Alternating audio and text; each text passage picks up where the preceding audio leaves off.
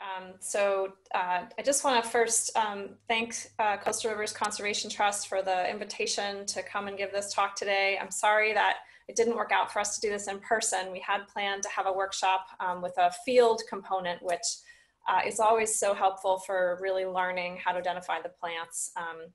And I hope to do that sometime in the future. But right now, obviously with the COVID-19 situation, we're glad to have this technology to start us on our path for learning how to identify these plants. So I want to note that I work at the Maine Natural Areas Program, which is part of the Department of Agriculture, Conservation, and Forestry. And our mission is a broad one to ensure the maintenance of Maine's natural heritage. And we do that in a number of ways. We keep track of natural resources like high quality habitats and rare plants and rare habitats. And we use that information and share that information to facilitate informed decision making when development is happening or other kinds of land use changes. We also have the invasive plant initiatives, which I coordinate. And there are obviously lots of threats to Maine's natural heritage, not just invasive species, but our program decided to focus on invasive plants and have that as part of our program core mission because we have specialization in plants. So our program is composed of a bunch of botanists and ecologists who focus on plants and plant communities. And so because that was already an area of our expertise, that was why 6 years ago, my position was created and I came on board to help reach folks like yourselves with the message of why invasive plants are harmful and how we can prevent them from impacting our habitats. So it's always good to start with a definition because this can be confusing. You know, what is an invasive species? It's a non-native species whose introduction causes economic or environmental harm or harm to human health, and which can establish and spread in minimally managed habitats. And so that's a paraphrase of a federal definition, and I think of it as a working definition. Everything is changing in our environments with climate change, and you know, the idea of nativity can be controversial, but these are mostly plants that are from other continents, and so their arrival here was human mediated and they cause harm, and particularly we're interested in the ones that can get established and spread in natural areas. So my program does not focus on the many invasive weeds that are important in agriculture. That's kind of a separate set of invasive species that Cooperative Extension does a really great job with, and they're the experts in those kinds of environments, those agricultural environments. But we focus on plants that are a problem in forests and wetlands and those kinds of natural habitats. So some examples of these plants include Japanese knotweed. You're seeing on the lower left a photograph of Japanese knotweed in bloom along one of our river systems. It's especially problematic in riparian habitats. And then on the right, you're seeing burning bush. That is an escaped ornamental. And you can see here how it can spread in the forest understory and cause problems there. That's a shade tolerant plant. So those are some examples of what I mean when I am saying an invasive species. And these invasive plants arrive here by a variety of means, but 60% of them, according to a recent study, well, gosh, it's not that recent anymore, 2013 study, were found to have been brought on purpose. And so most of those, 40%, were for horticulture, 8% were brought for forage, for livestock, 4% for quote unquote conservation. So to stabilize soil or situations like that before folks really realized the harm that they could do. The authors found that 7% of the plant species that they were able to find information for were brought on purpose, but it wasn't clear why. 3% were brought for medicinal purposes, which was something that I hadn't fully thought about before, so that was interesting. 11% were truly accidental, so they were contaminants of other materials that were brought over, like seed or livestock themselves or packaging. And then 28% of species, these authors couldn't find the route of introduction. So that just goes to show that it's not always obvious. And the other thing I want to point out is that, you know, it's very unusual for there to be a single introduction that causes something to become able to establish and spread. Most of the time, these plants are introduced repeatedly over a period of, you know, a longer period of time. So we're not talking about, you know, a single species introduction, a single event that causes these species to be able to get established here. Mostly it's several events over time. And once they get here, they spread around by a variety of ways, whether by seed or sometimes by fragment. And the good news is that we can prevent these in many cases. So on the top left, you're seeing a big mowing machine. And so equipment like that can inadvertently transfer seeds or fragments between properties. And so cleaning equipment is a really important way that contractors or even homeowners, as you move around your property, can prevent the spread by making sure that, you know, you don't move equipment from an infested area into a not infested area. Same thing with the forestry equipment, like this skidder in the bottom middle photo. All kinds of nooks and crannies on that equipment. Their seeds or sometimes plant roots or fragments could get in. Mud caked to the wheels can also hold plant seeds or fragments. So when we move equipment around, we are encouraging people to request that equipment be cleaned before it comes to your property, and that the equipment, once it, you know, when it leaves your property, gets cleaned as well, especially if there are known infestations. The top middle photograph here of all these rows and rows of plants lined up illustrates how plants are brought for horticulture. And so, you know, bringing non-native plants can inadvertently result in, you know, plants getting spread around the landscape, and some of them can become invasive. So that is a way that plants have gotten spread around. And of course, by looking for native plants for our landscaping needs, we can avoid this altogether. On the top right, you see an image here of a hiker with their dog. And so sometimes we ourselves can inadvertently carry the seeds or fragments around in the dirt on the bottom of our hiking boots, or seeds that become attached to pants or to pets. I don't think that this is a huge source of spread in Maine, but it is possible for some small seeded plants like garlic mustard or ornamental jewelweed. For other invasive plants that we have, their fruit are large, and it's less likely that they would be spread this way. But obviously, there are invasive species like earthworms that have teeny tiny little cocoons that definitely could spread in the mud on your hiking boots. So always a good idea to knock the mud off at the parking lot, you know, before you leave a site, so that you don't inadvertently transfer that around. On the bottom left, you're seeing a fork loader with hay, but other materials like that could also spread invasive plants would be manure or mulch. So material that you have brought to your property for various purposes, organic material, can unfortunately contain seeds or fragments of plants. And even after composting, in some cases, if the composting process is not rigorous enough, there could be some invasive plant seeds that survive that.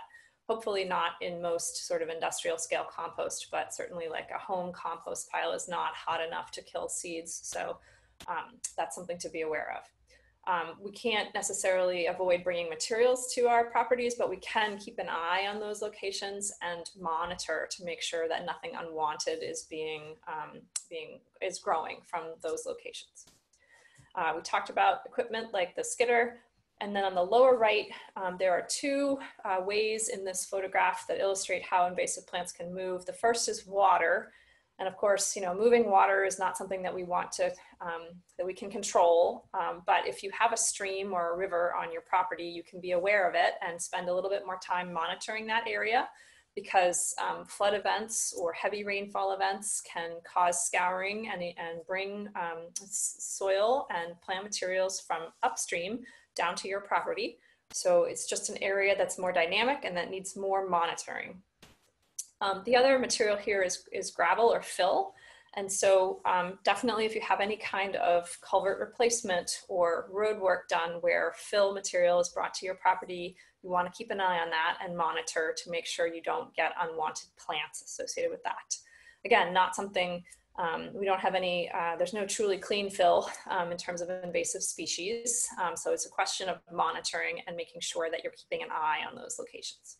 So these are some of the ways that the plants move around. And then of course there's birds and other kind of natural dispersal agents and wind. So these are not comprehensive, but these are the ones that we can be involved in preventing or at least monitoring when they occur on our properties. Why are these plants so successful in our habitats? Well, they thrive on disturbance, which we are good at creating, whether that's through construction of a new septic system or a forest timber harvest, which might be a good program, but it's still a disturbance event in the sense that it's opening the canopy and providing more sunlight. So these plants are able to take advantage of those disturbance events. And then they have some competitive advantages. So they're not usually eaten. They lack their native enemies in our environment. So on the top right, you're seeing deer and insects. Insects in particular are a major enemy of plants. And the plants that come from other continents do not have their native enemies, their insect predators. And so they have kind of a pass from that predation. And that's a very important factor that keeps plants suppressed in natural habitats. So that's an issue. The invasive plants, some of them have early and or late leaves. So in this lower left picture, you're seeing the shrubby honeysuckle leaves that come out very early compared to many of our native shrubs. And so they're getting some extra photons through the canopy when the trees do not have leaves. Several of our invasive plants hold their leaves late, like the buckthorns, glossy buckthorn and common buckthorn. And scientists that study these plants have found that it's actually the late leaves that provide the most benefit to the plants. So the fall is also a time when you might see leaves on these invasive plants after our native plants have lost their leaves. And because they're not getting this pressure from insects and browsers, and because they are able to get extra photons, they can really have abundant reproduction. So this photograph on the lower right is showing some shrubby honeysuckle in fruit, and it's just a lot of seeds there. So for all of these reasons allow these plants to be so successful. And in terms of the harm that they do or impacts, one obvious impact is just that like the Asiatic bittersweet vines in this photograph, many invasive plants outcompete native plant species and just overrun the habitat. You're seeing some small trees in the background and they have just been completely smothered by Asiatic bittersweet vines. The vines are also in the foreground. This is my colleague, Don Cameron. He's about 6 foot tall. And you can just see how the vines are sprawling all over these wildflowers and shrubs. So this is a very obvious example. There are other harms that are less obvious. So again, on the left, we have Asiatic bittersweet vines that are girdling these young saplings. Very obvious, we can see it with our eyeball. But on the right, we're seeing garlic mustard. And this is a species which is allelopathic. It causes a disruption in the soil to the soil fungi community. And so many of you probably know that soil fungi are very important for most of our native plants. And without the soil fungi, our native plants have a hard time getting the nutrients they need from the soil, the potassium and phosphorus and calcium and magnesium and all those things that plants need from the soil. And so garlic mustard exudes a chemical compound that disrupts those beneficial soil fungi relationships. And even if we go out and we pull the garlic mustard and we try to get rid of that patch, the effect persists in the soil. And so, we might see for several years that native plants have a hard time getting established in that area. So you might, garlic mustard blooms early in the season. It might just look like another, understory wildflower, but there is an indirect impact there that we can't really see with our eyeballs. So it's harder to understand and detect. And it's hard to study stuff in the soil. It takes some pretty sensitive equipment, and we don't actually know for many of the invasive plants that I'm going to present today, whether they have this kind of impact in the soil, because people just haven't looked. So just a reminder that some of the damage we can really see with our eyeball, and other times it's harder to detect. I think one that we definitely can see with the eyeball is the displacement of native trees, shrubs, and wildflowers. So the photograph of Asiatic bittersweet that I shared a minute ago is very dramatic. If you weren't looking, you might not be aware that this photograph here is showing a problem. This is a hillside in central Maine in early spring, and you're seeing all these yellow leafed out shrubs are shrubby honeysuckle. And so, boy, if this was my woodlot, I'd be very concerned, because you're not going to see the same level of healthy young native tree growth in this understory, because it's all dominated by this shrubby honeysuckle. So that's a clear example of how these plants can displace our native plants. They also just alter habitat for wildlife. So on the left, you're seeing a stand of Phragmites, or common reed, down near Popham Beach. And this is a tall grass that can grow in salt marshes, and the salt marsh hay that you would normally find here is a low growing grass. It forms these sort of cowlicks in the high marsh, and that is a place where some of our rare salt marsh birds nest, but they can't have this, they don't have the same habitat in these tall stands of common reed, and so these rare birds are not able to use this habitat. So that's an example of how the invasive plants can really change habitat for wildlife. On the right-hand photo here, you're seeing a stand of hardy kiwi vines in Rockland. These vines have escaped and are doing the same sort of damage to trees as Asiatic bittersweet vines in terms of climbing them and smothering them, and forming sort of an amphitheater of vines in the foreground there that are just sprawling all over the undergrowing vegetation. So if you are a bird or an arboreal mammal, this clearly does not look like normal forest habitat to you. So those are some examples of how the plants can alter the structure of the wildlife habitat, and therefore its function for wildlife. But I think the most important sort of take-home message about the impact of invasive plants is that they harm the food webs that depend on native plants. So insects are a huge part of the food web, and many of them have very specialized food requirements, or specialized requirements for where they deposit their eggs, or where the overwintering form spends the winter. And so we have some really beautiful and important insects. The Luna moth that I'm showing on the top here, this is an adult, probably a male with those very feathered antennae. The adults don't feed at all. They just fly around looking for a mate. The caterpillar is the stage that needs the specialization of a host plant. In our area, one important host plant is a white birch, but there are some other species that they'll feed on too.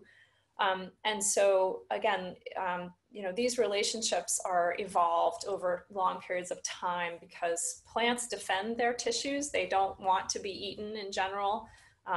And so it's kind of an evolutionary arms race with the insects trying to, I'm putting this in quotes, evolution pushing the ability of insects to eat plant tissues, even though the tissues are defended. And so they're accumulating the right gut biota over time, and then perhaps something else evolves in the plant to defend the tissue in a different way.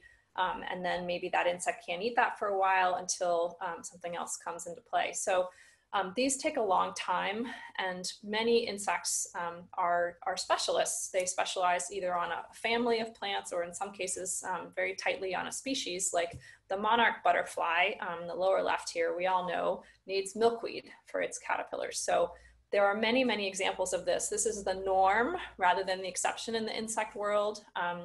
And so insects are really a way that the photosynthetic energy of plants is transferred up the food web. So This is a diagram, simplified diagram, but showing some of the ways in which plants are transformed by insects into fat and protein. And then those insects in turn are eaten by a lot of different things, like on the lower right, this frog or other amphibians. Insects can also be eaten by small rodents on the lower left, or by omnivores on the top left, like the raccoon. Birds on the top right eat a whole lot of insects, and so on. So there are a lot of ways that insects allow our food webs to go on, and without access to their native plants, we are going to see a decline in the amount of insect biomass available. So I think that's really the most important take-home message about why invasive plants are harmful. It's because they don't provide the right forage for insects, which in turn provide the right forage for a lot of other things. There's a fellow named Doug Tallamy, and I know many of you are familiar with his work. He's a professor at the University of Delaware, and he's written many books about how we can use our backyards to provide excellent habitat for insects, which in turn provides excellent habitat for birds and many other creatures. So if you haven't read any of Doug's books, I recommend the book called Bringing Nature Home. It's a great summary of this kind of complicated but important linkage within our habitats. And sometimes people are like, "Gosh, Nancy, how do you get up in the morning and go about your day? Don't you get overwhelmed?" But the good news is that we can do stuff about invasive plants. I've kind of boiled it down to these sort of 5 key steps for how to address invasive plants, and it starts with preventing new introductions. And then if you have an invasive plant, you need to identify what it is, assess how much you have, perhaps report it, and then prioritize what you're going to do, control, monitor, and repeat. And so today I'm going to focus mostly on preventing, which we already discussed, and identifying. And I will get into some of the management, but when we first envisioned this, it was really about identifying the plants and their ecology. So that's kind of where my presentation is focused today. So we're going to go over identification of several invasive plants. And I just want to say that plant identification requires practice. It sounds like many of you are already familiar with some of these plants, but perhaps not all of them. So you need to go outside and look at plants. And I encourage you to do that. Use a field guide, use the Go Botany website to look at photos. There are great resources online to help you. And we also have our Maine invasive plants field guide, which is available, and for those attending today, you're going to have a chance to request a free copy of this field guide in a little bit. So I'm going to start with Asiatic bittersweet vine. So as I mentioned, this is a woody vine that can strangle and kill trees, even large canopy trees. It can also sprawl over the vegetation. And the leaves of Asiatic bittersweet are arranged in an alternate way along the stem. So one and after the other, as opposed to opposite from one another. And the leaves of Asiatic bittersweet are about round with a pointed tip, and they have small teeth along the leaf edges. The leaves turn yellow in the fall, which can be a helpful clue for the presence of the vine. The fruits of the female plants are this very dramatic sort of orange or yellow-orange covering over an orange sort of naked seed. And they cluster along the vine. And what else? The root of Asiatic bittersweet, if you pull this out of the ground, the outside covering of the roots is kind of an orange color, which can be useful if you're, pulling up a small plant. And, oh, did I get the Asiatic bittersweet? If the roots have a papery sort of orange outer layer, that's Asiatic bittersweet. These vines can be very large and long-lived, and they are interesting in that they have separate male and female plants. So most plants have male and female parts in the same plant. But this species has separate male and female plants, more like most animals. So that's Asiatic bittersweet. I'm just gonna use my phone here to check my time, 10:30, okay. Next up, we have a shrub, autumn olive. So autumn olive is a sort of shade intolerant species, I would say, most likely to be found in fields or along the edges of forest as opposed to in the forest interior. The leaves of autumn olive are alternate along the twig, and they have these sort of shiny scales that can be silver or sometimes brown on the leaves. Autumn olive is in flower now in many areas of southern and central Maine. Right along the coast, you might be a little delayed, but these are the flowers in the top right photo, kind of a tubular flower with four regular parts at the end. When fertilized, these will turn into sort of an orange-red berry.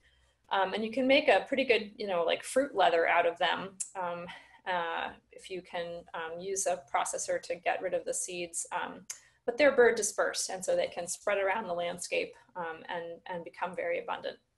These are also nitrogen fixing shrubs. And so they're of real concern in some of our rare habitats like the sand plain grasslands, or in like a pitch pine, oak woodland, places that are naturally nutrient poor and therefore have a certain set of plant species that have evolved to be able to tolerate those conditions.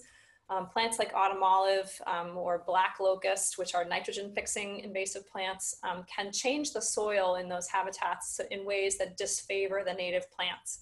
So that is of concern with regard to this species.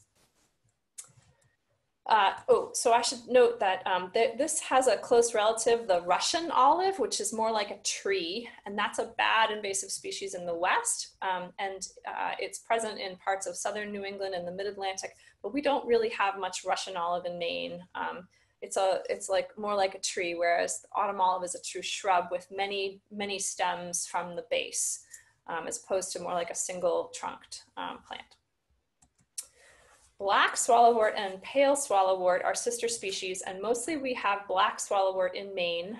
You can see in the photos of the flowers here the difference. The one on top is the pale swallowwort with sort of a light pink colored flower, and the photograph in the center of the page here is the black swallowwort flowers. These are very small flowers, maybe 1/3 of an inch in diameter. Each flower is only about 1/3 of an inch, so pretty diminutive. You can see on the right-hand photo here that shows the leaves and the very small clusters of flowers, kind of the relative size. The leaves tend to be between, I would say, 2 and 3 inches long, but maybe could be as long as 4 inches or something like that. This is a perennial vine, but it is herbaceous, so it dies back to the ground every year. So you can see on the left-hand photo, it can grow a long way in 1 year. These vines are just one season's growth. They can be, maybe 6 to 8 feet off the ground. They can make big, sprawling, horrible mats of vines, and they grow back from the perennial rootstock each year.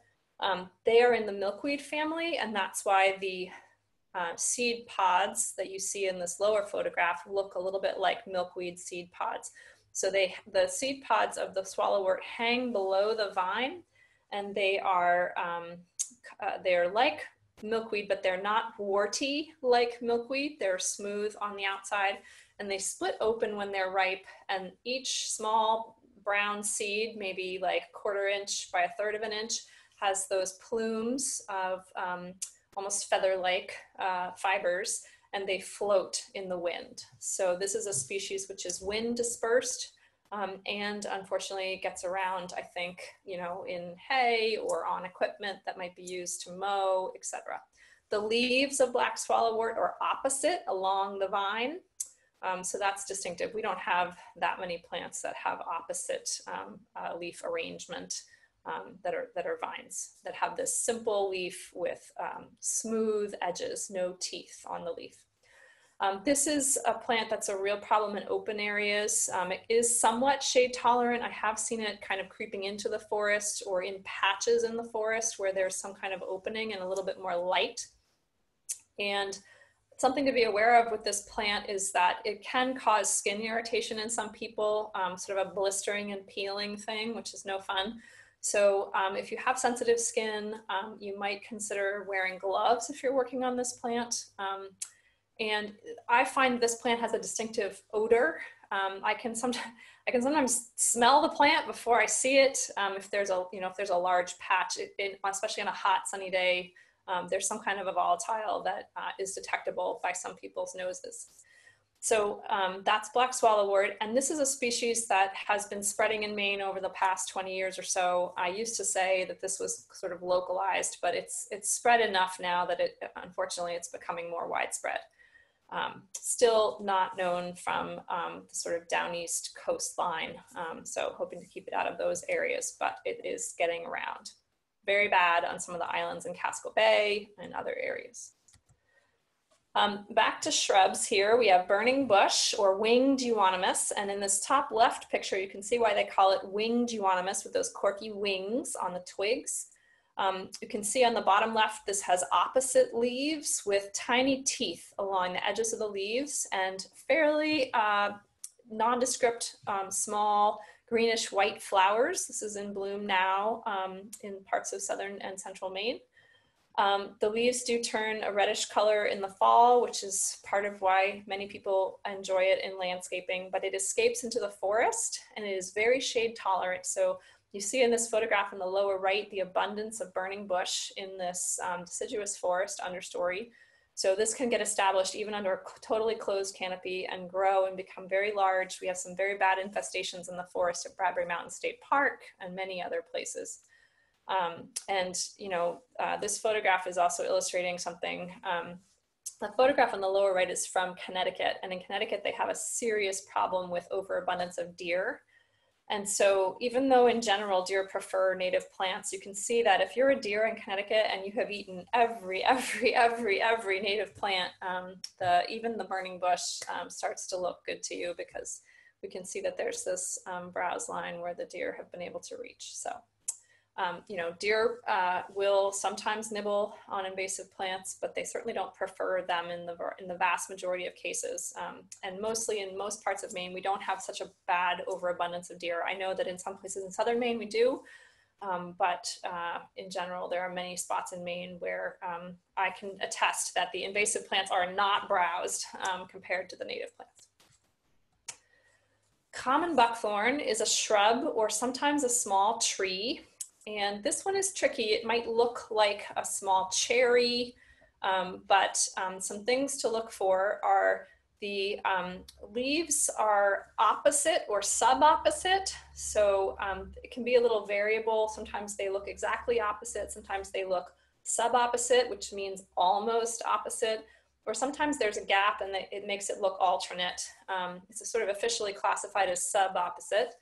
And the edges of the leaves have tiny teeth. So in this top right photograph, you can see how small those teeth are. These leaves are probably only 1.5 to 2 inches long.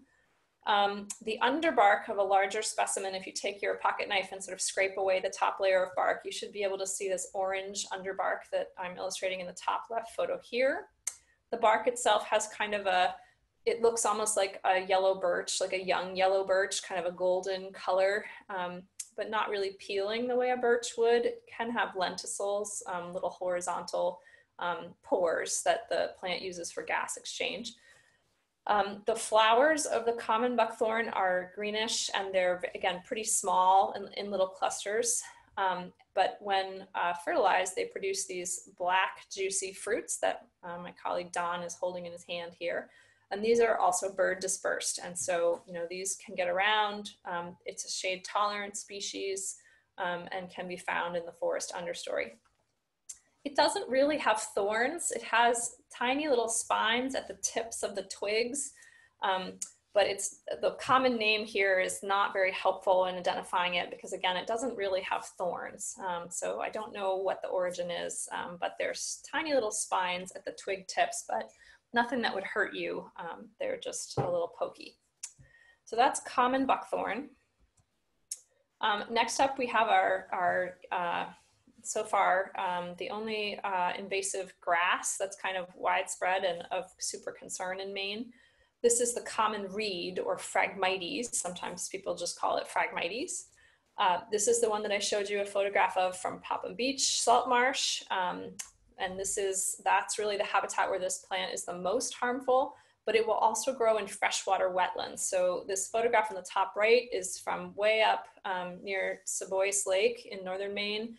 And this is a forested wetland in the background. It's along a logging road. And the Phragmites probably got in, you know, either with logging equipment or road building materials, and has established and spread like 100 meters by 30 meters or so into the forested wetlands. So that's another habitat that can be invaded by Phragmites and cause real harm. So if you're looking at a grass that's 10 to 12 feet tall with these kind of fuzzy seed heads, that's going to be Phragmites. We do have a native Phragmites, but it's not as robust, it's not as tall, and there are some ways to tell it apart. And it's just generally not very common in Maine, the native Phragmites.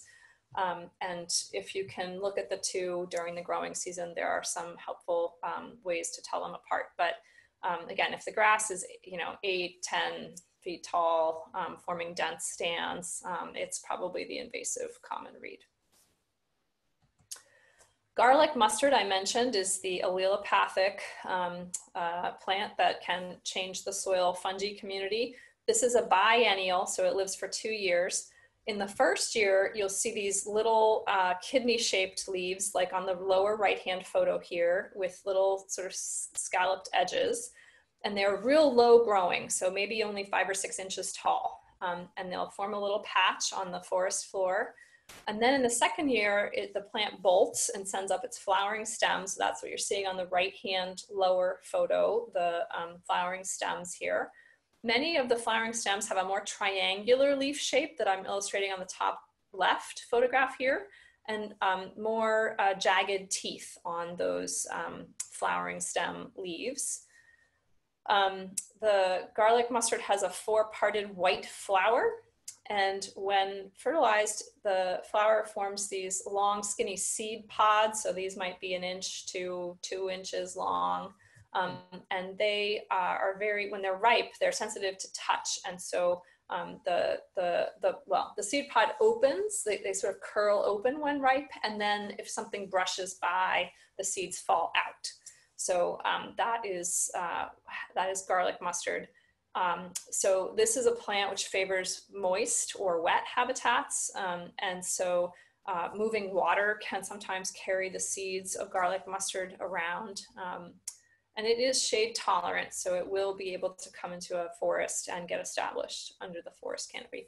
This is a species that I don't think is widespread in Maine yet. It's kind of in patches here and there, but one to watch out for and keep off of your property. We have a cousin buckthorn species, Glossy false buckthorn. So this is a relative of the common buckthorn. And to my eye, they look pretty different. The glossy buckthorn has clearly alternate leaves. The leaves of glossy buckthorn do not have teeth along the edges.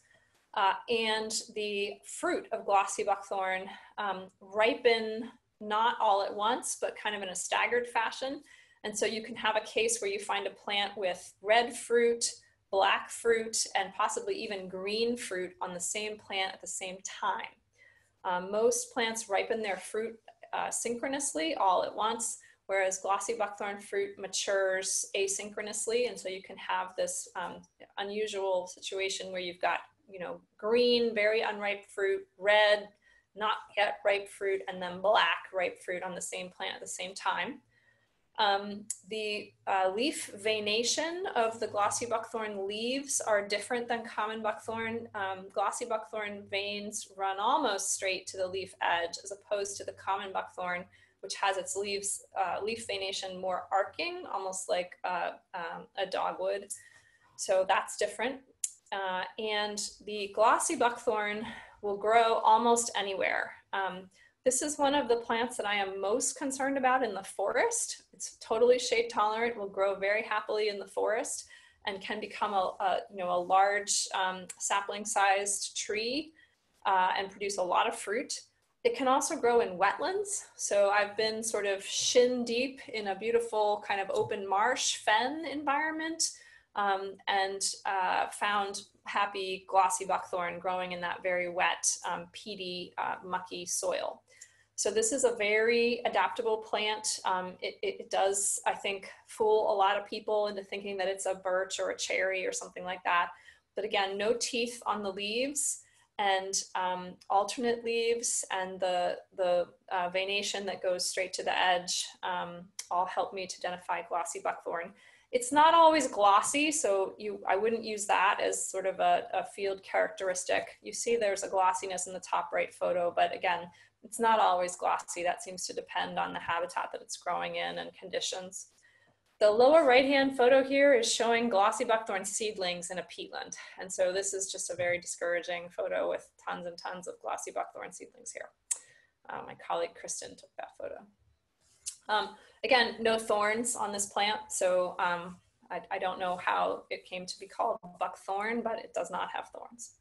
And, oops, just knocked my mouse over, sorry, excuse me.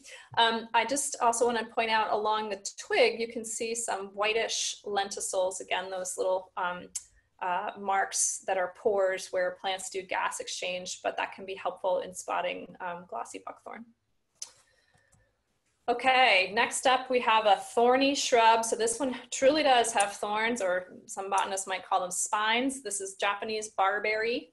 This is an ornamental that was cultivated to show a variety of colors. So some plants are purplish, some plants are reddish, even not in the fall. Some plants are green and then they turn yellow and red in the fall.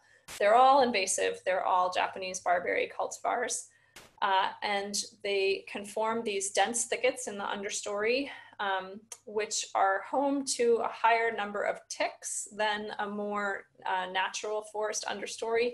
They think that it has to do with the humidity environment, but anyway, this is bad news. Obviously, we don't want thickets that harbor ticks, because ticks are carrying diseases. So it's one more reason to try to get rid of Japanese Barbary when it's invading our properties. So Japanese Barbary has sort of small, like maybe 1 inch long leaves that are clustered along the stem in little nodules. That's not a very botanical word, but they occur in little nodes along the stem. And the flowers are out about now, or starting to be out now. And when they are fertilized, they develop into these tic-tac-like fruit that hang below the twig. And they can be distinctive when they're in fruit.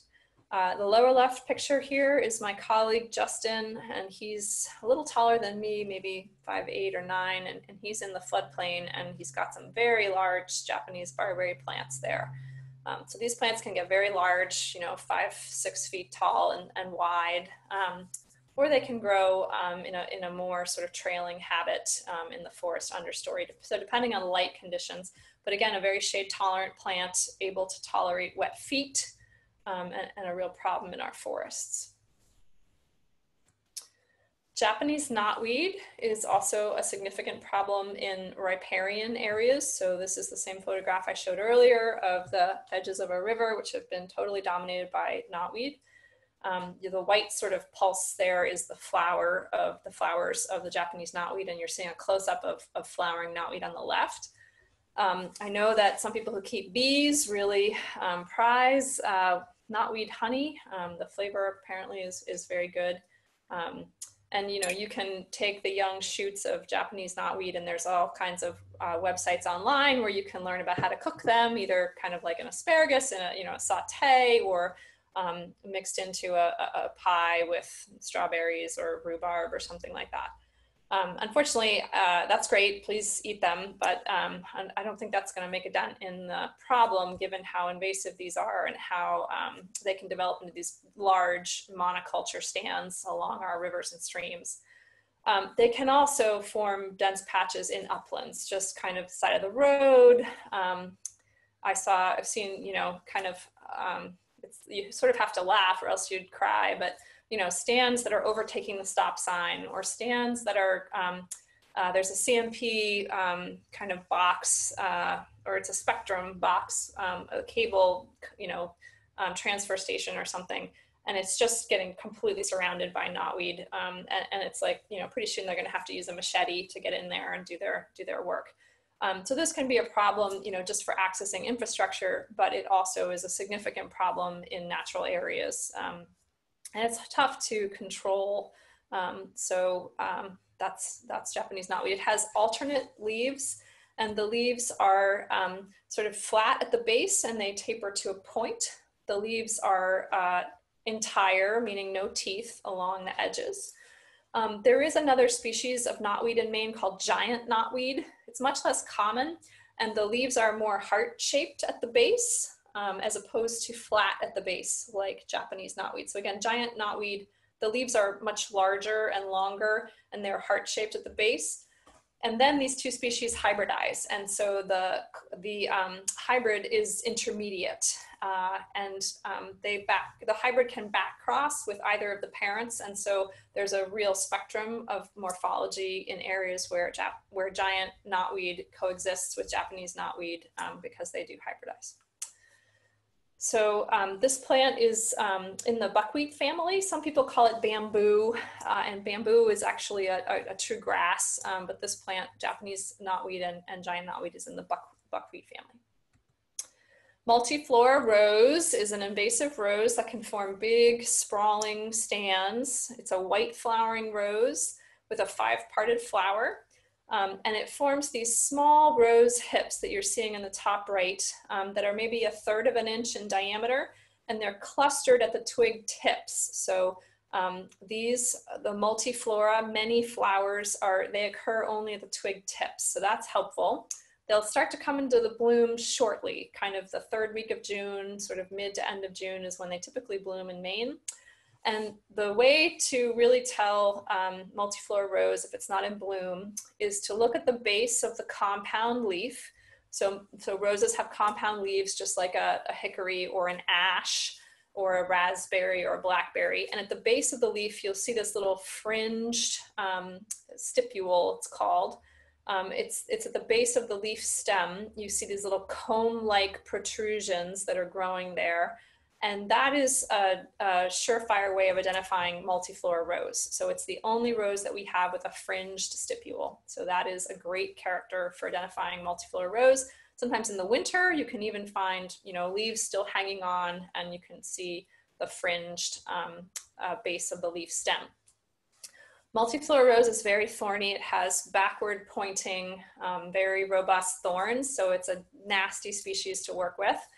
These gentlemen in the top right photo, boy, I don't know what they were thinking climbing into that tangle of multiflora rose, because it's going to be a real problem to get out of there. As anybody knows who's had to deal with this plant, it's not fun to work with. So get rid of your multiflora rose before it gets to be big and awful like this. Okay, coming up next is ornamental jewelweed. So this is a plant that's a real problem in the mid-coast area. And a plant that's not yet widespread in Maine. So this is a close relative of our yellow native jewelweed, the sort of touch-me-not plant that we may have all kind of popped those little pods as kids.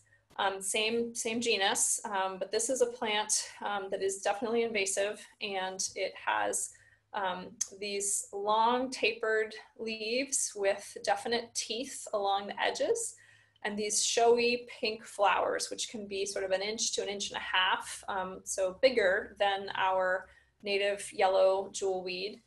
And it forms very dense stands, especially in riparian areas. So the stream and river sides are the places where this plant unfortunately likes to be and can spread by seed down the river corridors.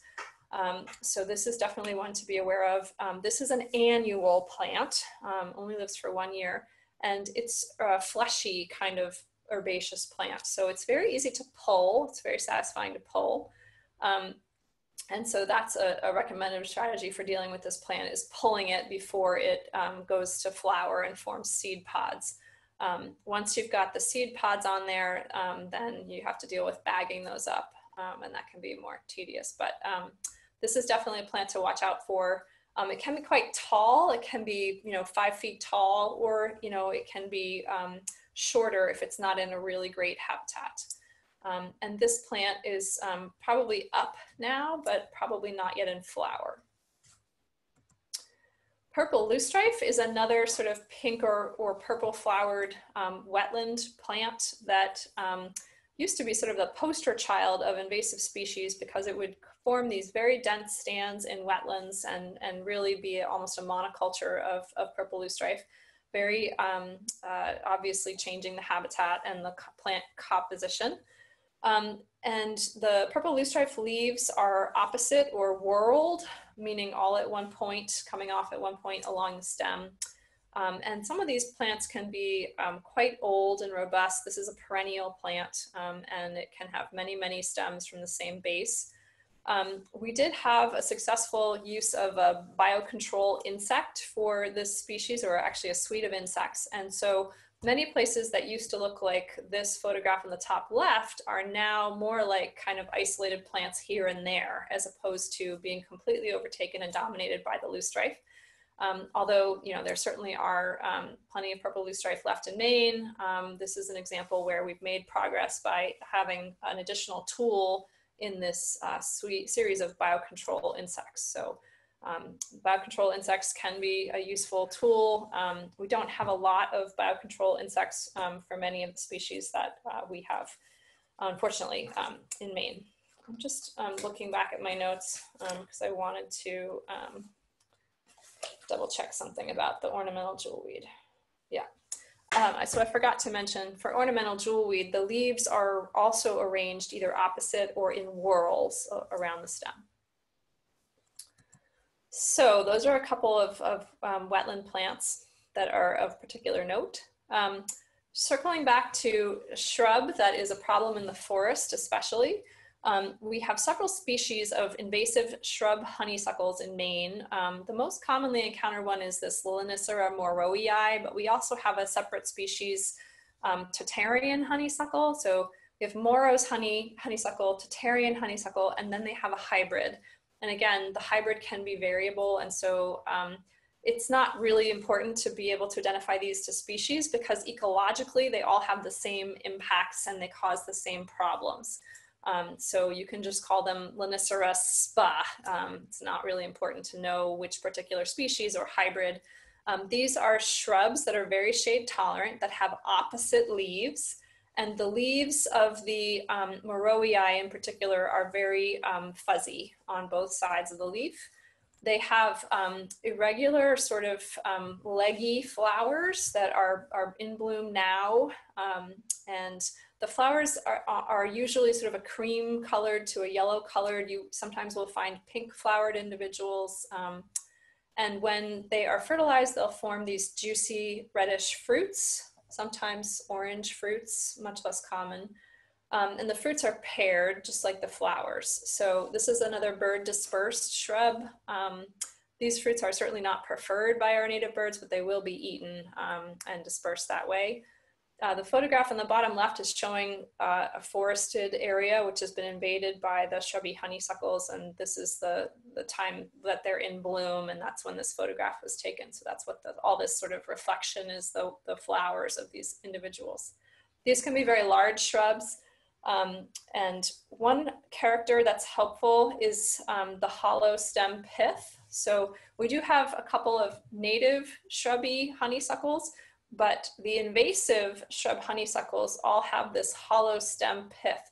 So you need a stem that's, you know, probably at least as big around as your pinky finger or larger. And if you use a nice sharp pair of loppers or pruners to cut that stem, you're going to find at least some hollow chamber. It may not be as large as what's shown in this photograph, but at least some hollow center to the twig. Our native honeysuckle has a solid pith as opposed to the hollow. So this is a way to tell apart the invasive honeysuckle from the native honeysuckle. The native Canada honeysuckle is the one that you're most likely to encounter, and it's also just not a really big, robust shrub.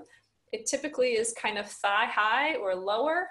The leaf shape is a little different. The leaves are more flattened at the base, and the leaf of the native Canada honeysuckle is not hairy. So those are some tips for identifying the invasive honeysuckles. And these can be a real problem in the forest. The other thing I'll point out that you can see in the background of this photo here is the shaggy bark on larger individuals. So on this lower right-hand photo, you can see the beginning of some shaggy bark. Tree of Heaven is an invasive tree that we don't have a whole lot of, we don't have a whole lot of in Maine. So we have some known planted locations, but this is a species that we are on high alert for because it's the host for a very destructive insect pest, which we also don't have yet in Maine, but we're, our agricultural colleagues in particular are really looking out for. So I'm going to tell you about Tree of Heaven and ask for your help in looking for it. So again, this is a tall canopy tree. It's, you know, has a single kind of trunk, and the leaves of Tree of Heaven are very long. They can be from 2 to 3 feet long, and they are compound leaves. So in the top right-hand photo, you're seeing some examples of the long compound leaves. So many different leaflets within the leaf, and they are entire on the edges, meaning no teeth. So they have smooth edges of the leaves, except for sort of a little glandular thumb-like sort of protrusion at the base. And that's a helpful character for Tree of Heaven. The trees are either male or female. So here's another example where we have that unusual plant habit in an invasive species. And so these plants are producing seeds. So these are female trees. And what else do I need to tell you about Tree of Heaven? I'm just reminding, some people say that the Tree of Heaven twigs, when you break them, they smell like rancid peanut butter or some kind of noxious smell to the pith, the inside of the twigs. This is not a plant that I have a lot of personal familiarity with because we don't have it much in Maine. Leaves are alternate along the stem. And like I said, this is host to a very destructive insect called the spotted lanternfly, which is down in the mid-Atlantic right now. Pennsylvania is unfortunately dealing with this, and New York is kind of holding their breath. So this is a destructive invasive insect that preys on grapes and apples and hops and lots of other things. So it's really a major threat to agriculture.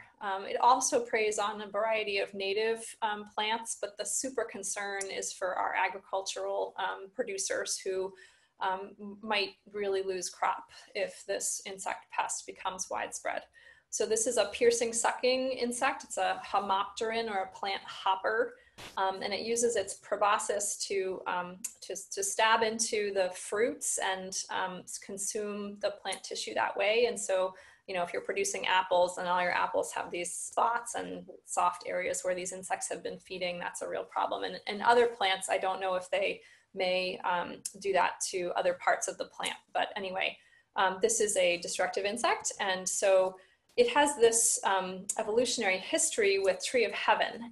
Tree of Heaven is a preferred host plant. And so we're trying to find Tree of Heaven locations. And so if you think you have found Tree of Heaven, you know, please report that to me or into our IMAP Invasives online mapping tool. And I'll say more about the IMAP tool in a couple minutes.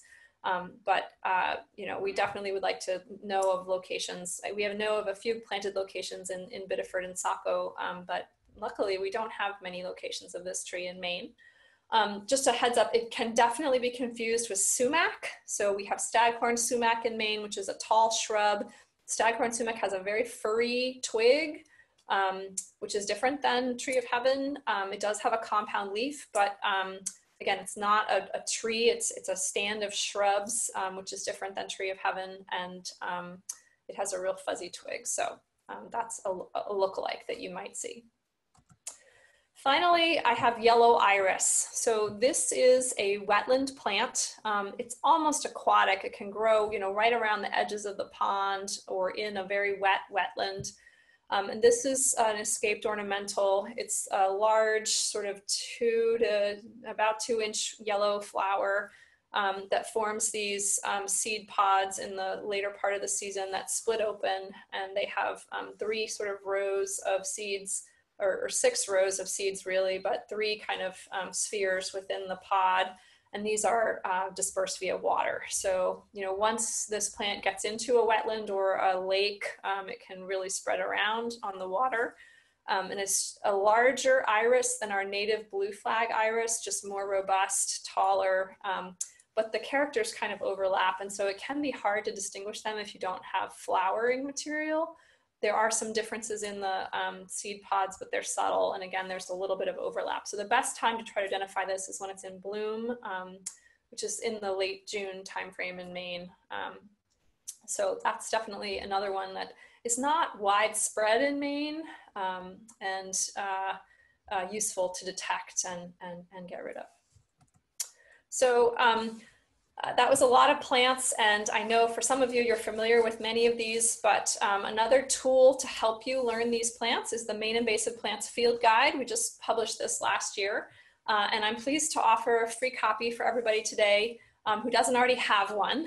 So if you already have one, thank you for getting one. We just have a grant that allows us a certain number of free copies, so we're able to give those out today.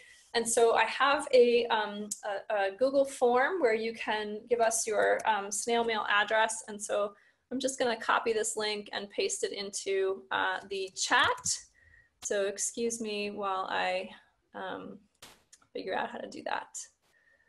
While she's doing that, do go ahead, and any questions that have come up so far, put them in the chat. That's very helpful. And Nancy, I'll mention to you when you get to the point where you're talking about cutting and pulling invasives. Yep. One of the great questions that the folks asked was, you know, what do you do with those cuttings and pullings? How do you dispose of them appropriately? Sure thing. Yep, that's a great question. Thank you. I will talk about disposal a little bit. And the short answer is that there's not one answer to that question. So we will keep going for now, and we'll get there when we talk about disposal. But if folks want, if you already have a Maine Invasive Plants Field Guide, or you'd like to purchase additional copies beyond the one free copy, please visit the Maine Natural Areas Program website, where you can purchase this online. And there are a few local bookstores, you know, COVID-19 permitting, that do carry this, this field guide. So Maine Audubon in Falmouth, there's Wild Bird Supply in Freeport, or the Gulf of Maine Books in Brunswick. And if you know of a local bookstore that you think should carry it, please reach out to me, and we'd be glad to send them a free copy for their review and possible use. So what are the next steps after we learn how to identify the plants? You know, we're talking about assessing our property, perhaps reporting locations of invasive plants, prioritizing, controlling, and monitoring, and then repeating this process, since it's not a one and done. So IMAP Invasives is a tool that I'm gonna discuss for assessment and reporting.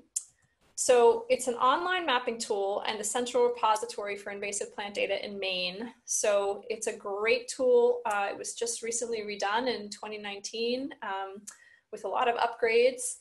It's free to use. You can see what is near you. You can report plants on your property, or on public property, or on other people's private property with their permission. And it's available for everybody at, from the imapinvasives.org. It does run on a user login based system. And so, you know, some things are only visible when you're logged in. So just keep that in mind. The user accounts are free. We don't share your email address. So please, if you're interested in seeing more about where plants are in the landscape or reporting plants, please get an account and contribute your observations. This is just a screenshot of the homepage focused on Maine, showing aggregated counts of the number of confirmed and unconfirmed records from various parts of Maine. And you can see that, you know, we have some areas where we haven't done probably very much search, and some areas where we are hopeful that, you know, invasive plants are less abundant in the northern parts of Maine. But IMAP Invasives is a great tool for creating maps of infestations to kind of assess your property. So, you know, what species do you have, where, and how much, or about how much? Those are kind of the questions you need to answer, and before you can really prioritize your activities and kind of think strategically about how to manage plants. You know, it's one thing, I have a home in Portland, and it's like, you know, 0.1 acres, and I don't really have to prioritize. I can pretty much take care of the invasive plants on my property. But if you have, you know, 5 acres or 10 acres or, you know, even 2 acres sometimes, it's helpful to prioritize what you're going to do, especially if you have a number of infestations. And so, knowing what species you have, where they are, and about how much can be helpful. And so this is an example of how I've used the tool on a state of Maine property to map locations. So the pinkish area is showing the conservation lands layer, and this is the Pinelands Public Reserve land, which is managed by the Bureau of Parks and Lands. So I went out there and I did a bunch of survey, and the green shapes and dots are all locations of invasive plant infestations. And so with this information, I can then talk with the land managers and prioritize what we do and where, based on our understanding of where are the high quality habitats within this site.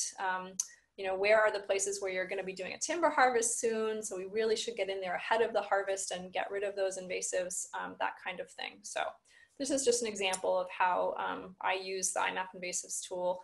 And on a residential property that's smaller, you might use it in a more casual way, but we also keep track of our treatments using this tool, and our survey routes and all that kind of thing.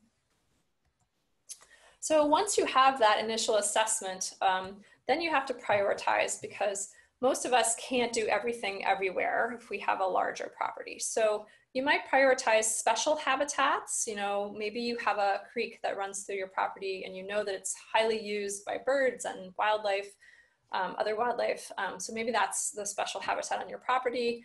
Or maybe you have valuable timber stands, or, for the Conservation Trust, maybe there's some really heavy recreation areas where, you want those to be free of invasive plants so that people aren't inadvertently spreading the plants into less infested areas.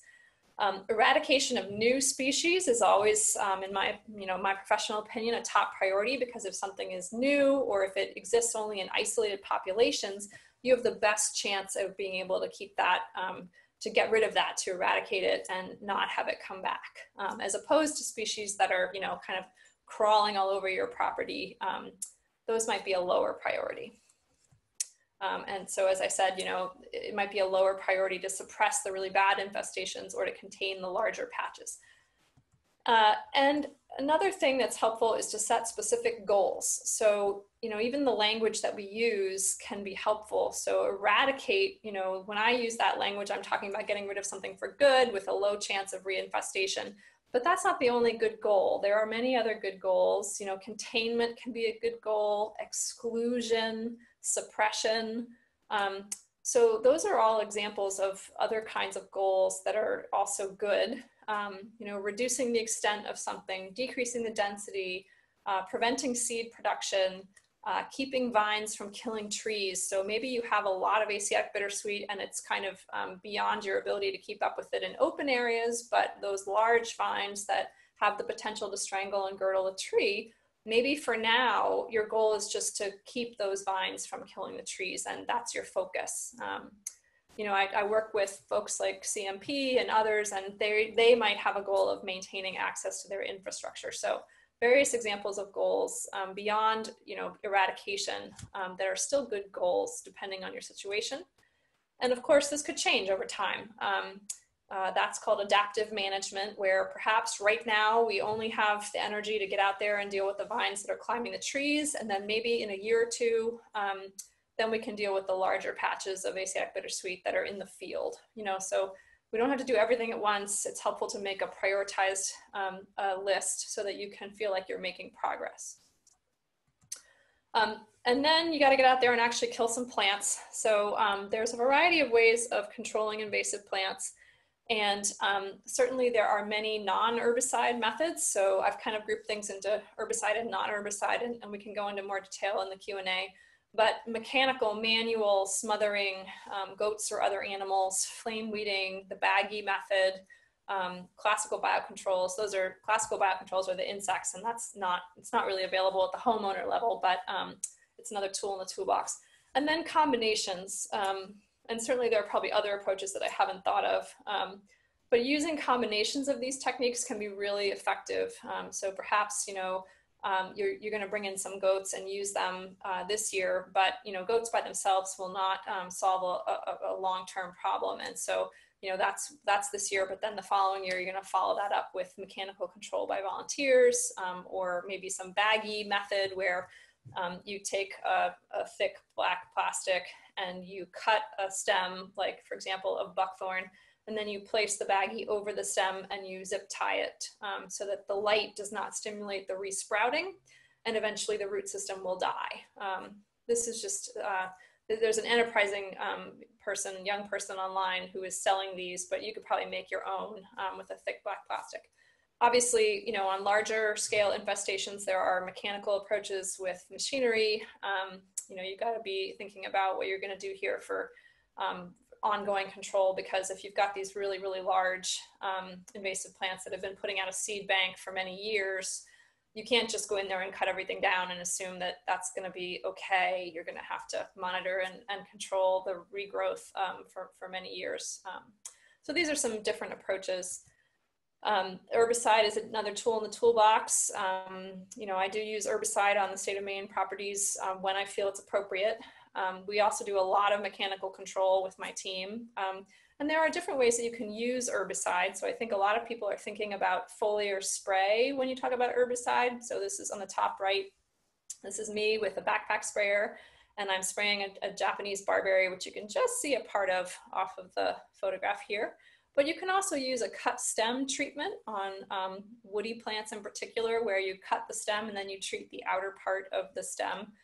That's pretty tedious on Japanese Barbary, but we actually have done that from time to time.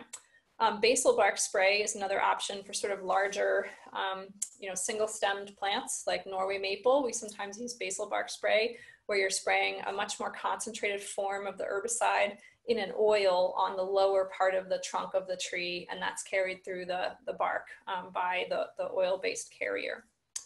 So different methods to use herbicide, and often, you know, you can use combinations with mechanical treatment. So maybe you cut back the Japanese knotweed, you know, several times as it starts to grow up, and then only at the end of the growing season, after several rounds of cutting to help exhaust the roots, do you use a foliar application. So there are ways to minimize your use of herbicide by alternating or using mechanical treatment in advance in some cases. So that's just some notes about that. No matter what you're doing, you've got to monitor and follow up. We don't have any silver bullets. You monitor and treat again as needed to achieve your goal.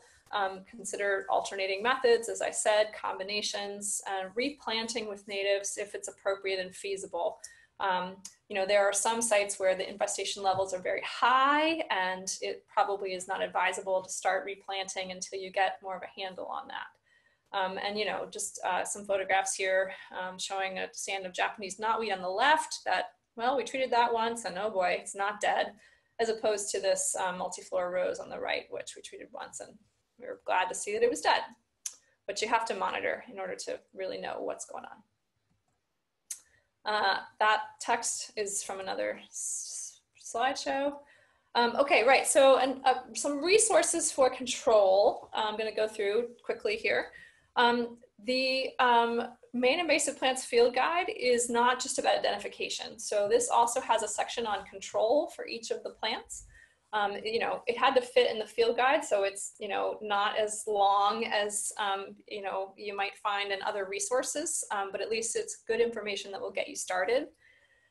There's also a section in the back of the field guide called Managing Invasive Plants, which I'm really proud of. I know when you're looking at a field guide, some people just don't read the sort of text portions of the field guide, but we worked really hard to summarize a lot of information about management into, you know, 4 or 5 short pages. So this section that has the purple bottom that's called Managing Invasive Plants, I'm really proud of this section, and it gives you kind of an overview and talks about different approaches, including some guidance for herbicide use and rules and regulations that apply. So I think that's a great resource for folks who are considering doing some active management. And then we have a couple other resources. There's a list of licensed invasive plant control professionals that's maintained online by the Maine Board of Pesticide Control. And if you or someone you know is a professional who is licensed to do herbicide applications and you'd like to be listed in this list, you can contact the Maine Board of Pesticide Control. And if you do a web search for, you know, licensed companies, Invasive Terrestrial Plants Maine, you're going to find this website, and it'll be here in the recording, also the link to this website. But it's, again, if you just search for Licensed Invasive Plant Control Professionals Maine, you're going to find this website. We at the Natural Areas Program are maintaining a list of non-herbicide or herbicide plus invasive plant control businesses. So these are businesses that may or may not have a herbicide license, but they offer invasive plant control as one of their services. And so we have a list here, excuse me, sorry. I was trying to scroll, but of course this is not a website, this is my slideshow. So you can go onto the Maine Natural Areas Program website and you'll be able to find this list of herbicide, non-herbicide or herbicide plus professionals. And same thing, if you know someone who provides this or you provide this service and you'd like to be listed, please just email us or give us a call.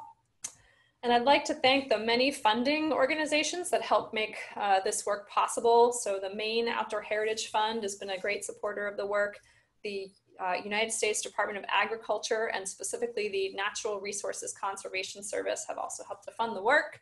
And with that, I can take questions. So I know disposal was a question, so I have a slide on disposal. So yeah, what do I do with it? It really depends, but ideally you leave it on site. So if it has fruits and seeds, then maybe you want to bag it.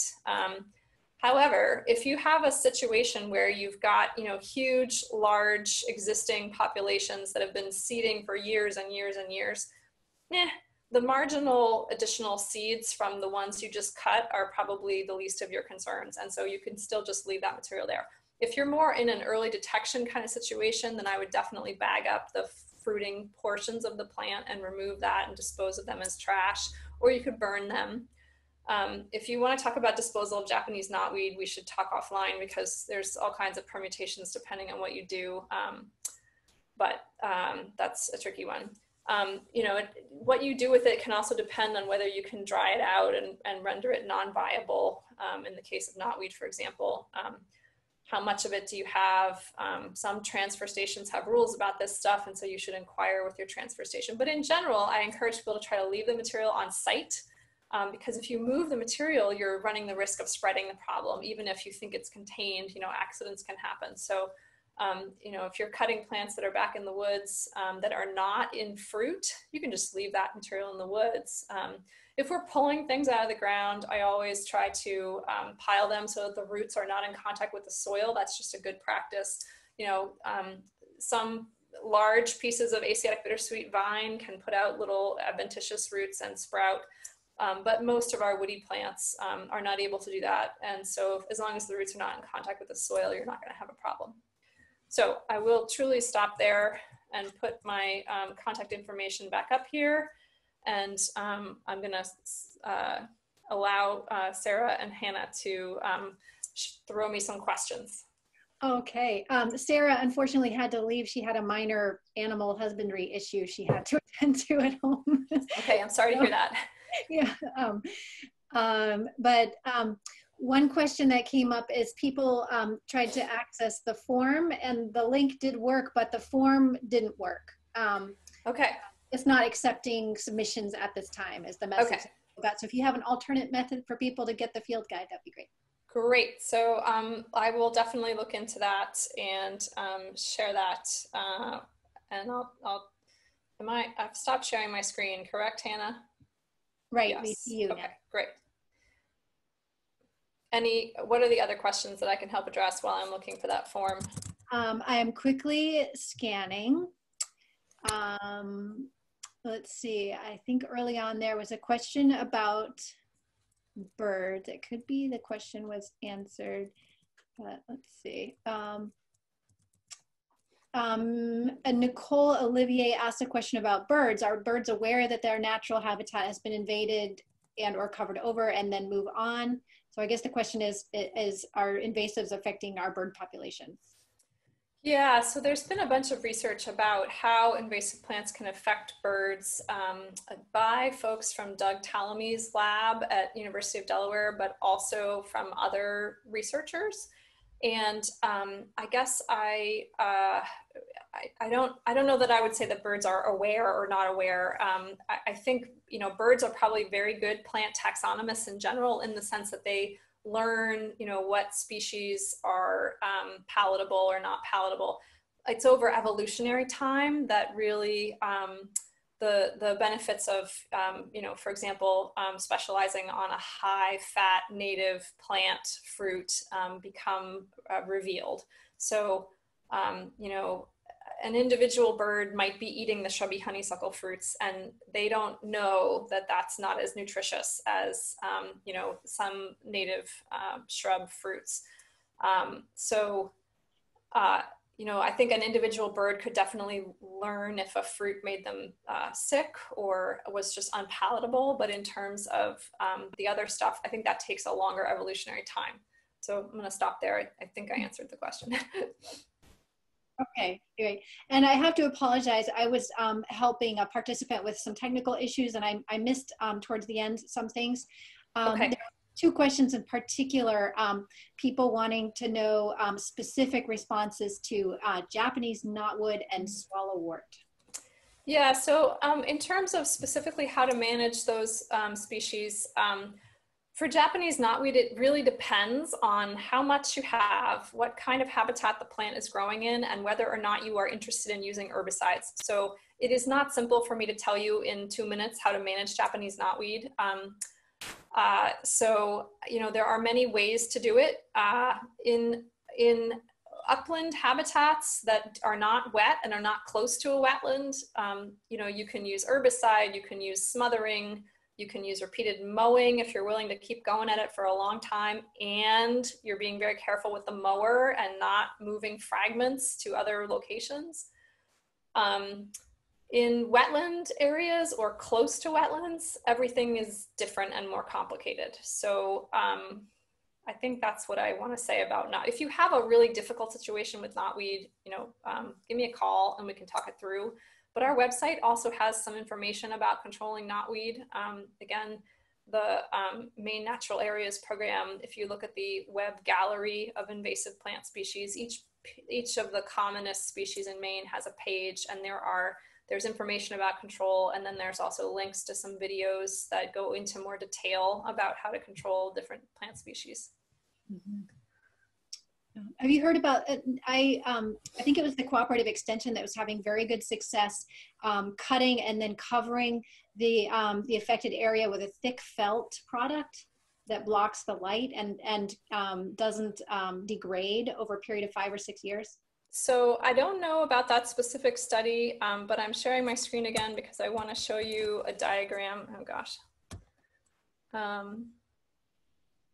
So this is a diagram from nope, that's not it. Nope. Here we go. So this is a diagram from a colleague in New Hampshire that goes over smothering of Japanese knotweed. And I think this can be successful. This is a publication that's available online, and you know, you've got your roots of the Japanese knotweed, you cut the knotweed, you put some bark mulch or wood chips to act as a cushion. You've got your black plastic or geotextile material or felt or old carpet or whatever it is that you are using. And then if you want, you can pile more bark mulch or wood chips on top, or rocks to stabilize this.